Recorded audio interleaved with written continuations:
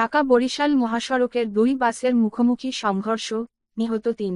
মিরান মাতুব্বর, ভাঙ্গা ফরিদপুর প্রতিনিধি ফরিদপুর। ঢাকা বরিশাল মহাসড়কের পূর্ব সদরদি বাসস্ট্যান্ড এলাকায় দুই বাসের মুখোমুখি সংঘর্ষের ঘটনা ঘটেছে, এতে ৩ জন নিহত ও আহত কমপক্ষে ৩০ জন। বুধবার ১৭ জুলাই বিকাল ৪:৩০টার দিকে ভাঙ্গা উপজেলার পূর্ব সদরদি এলাকায় ঢাকা বরিশাল মহাসড়কে এই সড়ক দুর্ঘটনা ঘটে। হাইওয়ে পুলিশ সূত্রে জানা যায়, ঢাকা থেকে ছেড়ে আসা বরিশালগামী বি.আর.টি.সি পরিবহনের সাথে মাদারীপুর থেকে ছেড়ে আসা ফরিদপুরগামী লোকাল বাস শাহ ফরিদ সুজন পরিবহনের সাথে মুখোমুখি সংঘর্ষের ঘটনা ঘটে। এতে ঘটনাস্থলেই শাহ ফরিদ পরিবহনের ৩ জন নিহত হন। এ সময় দুই বাসের কমপক্ষে ৩০ জন আহত হন। এই বিষয়ের ফায়ার সার্ভিস ও সিভিল ডিফেন্সের স্টেশন মাস্টার আবু জাফর জানান, আমরা খবর পেয়ে ঘটনাস্থলে এসে উদ্ধার কাজ শুরু করি। ঘটনাস্থল থেকে ৩ জনের মরদেহ উদ্ধার করা হয়।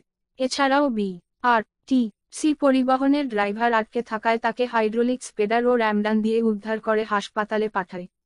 এই বিষয়ের ভাঙ্গা থানার উপপরিদর্শক মো. আবু নোমান জানান, ঢাকা বরিশাল মহাসড়কে সদরদি এলাকায় বি.আর.টি.সি পরিবহনের সাথে একটি লোকাল বাস ফরিদপুর মাদারীপুর বাসের সাথে মুখোমুখি সংঘর্ষের ঘটনা ঘটেছে। এতে ৩ জন নিহত হয়েছেন। নিহত ৩ জন শাহ ফরিদ পরিবহনের। এছাড়াও বি.আর.টি.সি ড্রাইভার সহ কিছু যাত্রী গুরুতর আহত রয়েছে। বাস দুটি অপসারণ করা হচ্ছে। এই ঘটনায় আইনগত ব্যবস্থা প্রক্রিয়াধীন। বরিশাল মহাসড়কে দুই সাইডে একদম জায়গা নেই এবং আপনাদেরকে এই যে দেখতে পাচ্ছেন ফায়ার সার্ভিস কিন্তু এই যে সরাসরি উদ্ধার কাজ পরিচালনা করছেন এবং দেখতে পাচ্ছেন একদম বিআরটিসি পরিবহন, যেটি বরিশালগামী বিআরটিসি পরিবহনের সাথে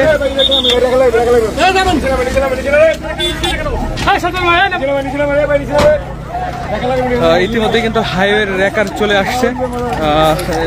দেখতে পাচ্ছেন আসলে রেকার আসার পরে মূলত এই যে অপসারণের চেষ্টা করা হবে এবং এরপরে কিন্তু আসলে যান চলাচল স্বাভাবিক হতে পারে।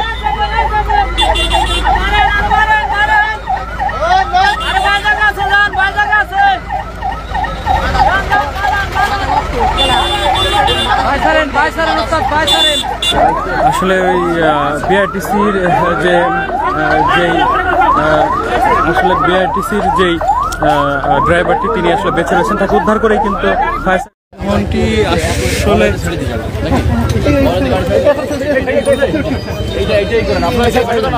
যানবাহন চলাচল করছে এবং দেখতেই পাচ্ছেন যে আসলে শাহ ফরিদ পরিবহন এবং যে বিআরটিসি পরিবহনের যে মুখোমুখি সংঘর্ষে আসলে বাসটির কি অবস্থা এবং শাহজালাল পরিবহন বাস